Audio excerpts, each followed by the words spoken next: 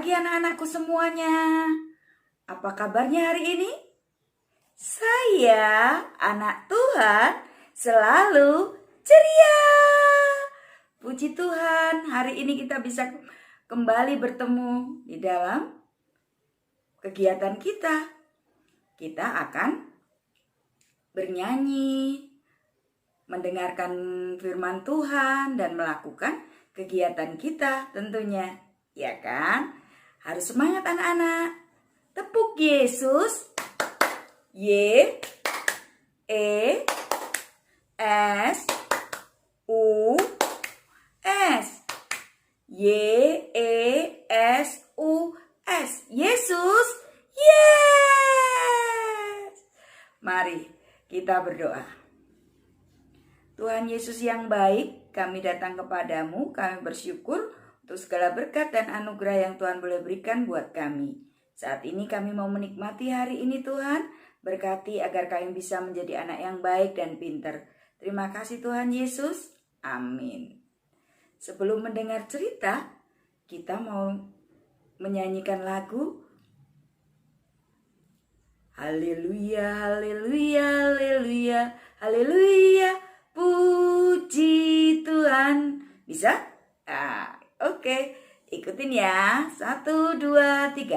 Haleluya, haleluya, haleluya, haleluya, puji Tuhan.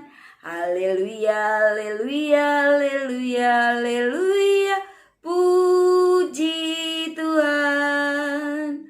Puji Tuhan, haleluya, puji Tuhan, haleluya, puji Tuhan, haleluya, puji Tuhan.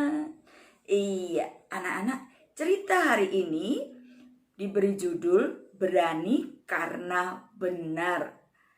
Diambil dari ayat Alkitab Keluaran 1 ayat 15 sampai 22. Natsnya Keluaran 1 ayat 17. Kemudian bacakan ya. Tetapi bidan-bidan itu takut akan Allah dan tidak melakukan seperti yang dikatakan Raja Mesir kepada mereka, dan membiarkan hidup bayi-bayi itu. Anak-anak, di masa pandemi seperti ini, perawat, dokter itu memiliki tugas dan tanggung jawab yang tidak mudah. Mereka berjuang untuk menolong orang-orang yang sedang sakit atau pasien. Tapi mereka juga berjuang untuk tidak bertemu dengan keluarganya. Sementara waktu supaya keluarganya sehat-sehat. Nah, bagaimana anak-anak? Kira-kira tugas mereka apakah mudah? Mereka sebenarnya lelah, tetapi karena apa yang mereka lakukan adalah untuk kebenaran, mereka pun berani untuk melakukannya dengan penuh sukacita. Melakukan kebenaran juga dilakukan oleh Shifra dan Pua. Mereka adalah perawat dan bidan pada zaman dahulu. Nah, mereka juga punya tugas dan tanggung jawab yang sangat besar. Mereka menolong ibu-ibu yang akan melahirkan agar anak-anak yang dilahirkannya dapat selamat. Namun anak-anak, pada suatu hari mereka mendapat tugas dari Raja Mesir. Mereka harus membunuh bayi laki-laki yang lahir. Tetapi Shifra dan Pua tentunya tidak mau. Mereka tidak mau melakukan perintah tersebut. Karena mereka itu bukanlah perbuatan yang benar. Mereka tetap membiarkan bayi-bayi laki-laki itu tetap hidup. Apa yang dilakukan mereka adalah sebuah keberanian untuk melakukan kebenaran. Mereka tidak mau melukai bayi-bayi yang tidak berdosa itu. Anak-anak yang dikasihi Tuhan Yesus, pada hari ini cerita kita tentang Shifra dan Puah memiliki sifat pemberani dengan tidak membunuh bayi yang baru lahir. Sikap yang dimiliki ini didasarkan karena takut akan Tuhan. Sekalipun mungkin ia mengalami risiko yang cukup berbahaya, tetapi mereka tidak takut karena mereka punya Tuhan. Bagaimana dengan kalian? Sudahkah kalian berani untuk menghadapi sesuatu karena telah melakukan kebenaran? Jangan takut anak-anak. Anak-anak harus berani. Kalau memang itu hal kebenaran, anak-anak tidak boleh takut. Ya, karena Tuhan akan menyertai anak-anak yang mau melakukan hal yang benar. Tuhan Yesus memberkati. Hakim-Hakim 6 ayat 12b, Tuhan menyertai engkau, ya pahlawan yang gagah berani. Mari kita berdoa. Tuhan Yesus, berikanlah kami keberanian untuk membela jika ada teman atau orang di sekitar kita mengalami kejadian yang menyakitkan. Ajari kami berani membela mereka yang tertindas. Dalam nama Tuhan Yesus kami sudah berdoa. Amin. Ya, nah, tetap semangat.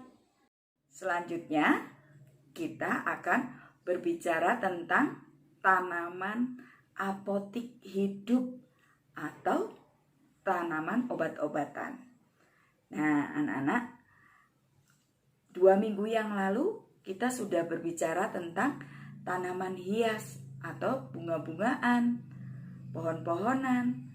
Kemudian minggu kemarin kita berbicara tentang tanaman buah-buahan dan sayur-sayuran.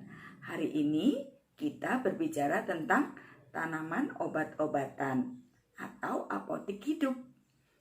Nah, apa aja apotik hidup itu?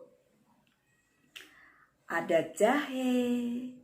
Jahe ini digunakan untuk mengurangi rasa mual atau meringankan rasa sakit. Ini namanya jahe, ya, tanaman jahe. Kemudian ada tanaman kunyit. Nah, kunyit ini untuk mengobati gangguan pencernaan, ya. Bisa juga membuat nafsu makan. Kemudian ada namanya tanaman lidah mertua. Oh, tanaman ini untuk menyerap racun-racun yang ada di dalam udara atau seringkali disebut polusi udara. Kemudian ada juga namanya lidah buaya. Nah, lidah buaya ini untuk obat pencernaan dan juga bisa menumbuhkan rambut. Ya, rambut kita bisa menjadi lebat kembali. Oke. Ada lagi namanya ini bunga tapak dara. Ya, tapak dara ini untuk mengatasi batuk, pilek, juga demam. Hebat ya. Kemudian ini namanya binahong, tanaman binahong. Nah, kalau Budiana luka nih, Budiana ambil daunnya, kemudian diremas-remas, taruhin di lukanya. Sembuh. Berarti dia mengatasi luka. Tidak hanya itu, juga dia kolesterol, diabetes, itu bisa diatasi dengan binahong ini. Kemudian daun sirih. Daun sirih ini gunanya juga untuk antioksidan atau membersihkan racun-racun yang ada di dalam tubuh kita. Kalau tadi lidah mertua itu mengatasi racun-racun yang ada di udara atau polusi udara. Tapi kalau daun sirih ini di dalam tubuh kita, mengatasi juga sakit perut bisa, ya. Nah, itulah kegunaan dari tanaman-tanaman obat-obatan. Ternyata obat itu tidak harus pil atau kapsul, tapi tanaman juga bisa dijadikan obat. Anak-anak, tugas anak-anak hari ini adalah yaitu kita akan membuat atau menirukan huruf E. Nih huruf E. Nah, bagaimana caranya? Buat garis lengkung, tuing, garis lengkung, tuing, kemudian tarik ujungnya, seret. Jadi deh huruf E. Bisa? Garis lengkung, tarik ujungnya, tweet. Jadi deh huruf E. Bisa?